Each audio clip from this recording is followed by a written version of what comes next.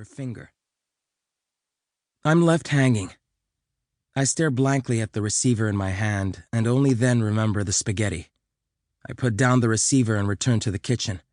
Turn off the gas, empty the spaghetti into a colander, top it with tomato sauce I've heated in a saucepan, then eat. It's overcooked thanks to that pointless telephone call.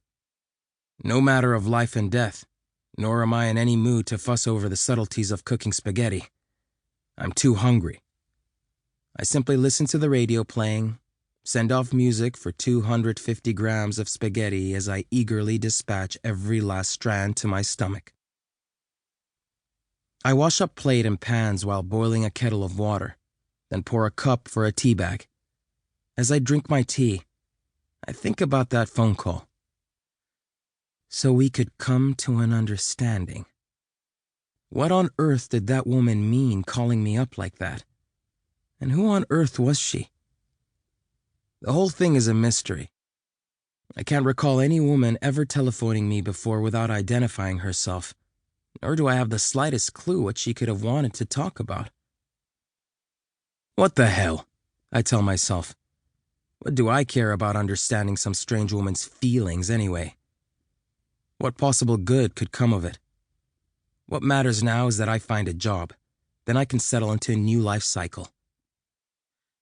Yet, even as I return to the sofa to resume the Len Dayton novel I took out of the library, the mere glimpse out of the corner of my eye of the telephone sets my mind going.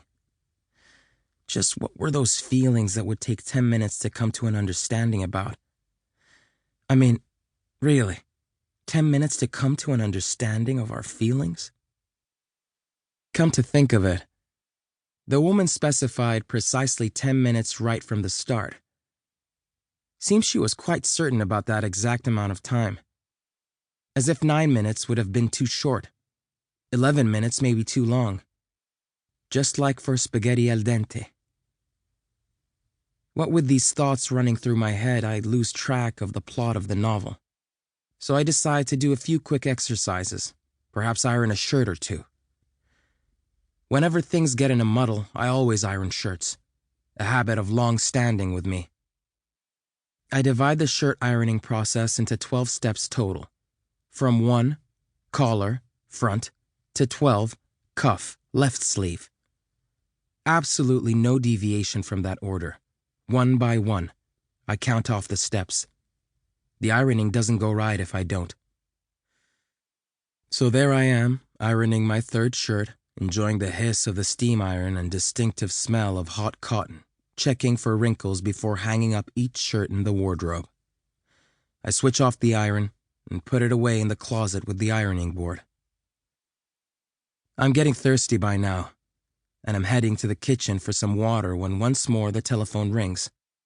Here we go again, I think. And for a moment, I wonder whether I shouldn't just ignore it and keep on going into the kitchen. But you never know, so I retrace my steps back to the living room and pick up the receiver. If it's the woman again, I'll say I'm in the middle of ironing and hang up. The call, however, is from my wife. By the clock atop the TV, it's 11:30. "How are things?" she asks. "Fine," I answer, relieved. "What have you been up to?" "Ironing." "Is anything wrong?" my wife asks. A slight tension invades her voice. She knows all about my ironing when I'm unsettled. "Nothing at all. I just felt like ironing some shirts. No particular reason," I say, switching the receiver from right hand to left as I sit down on a chair. "So is there something you wanted to tell me about?"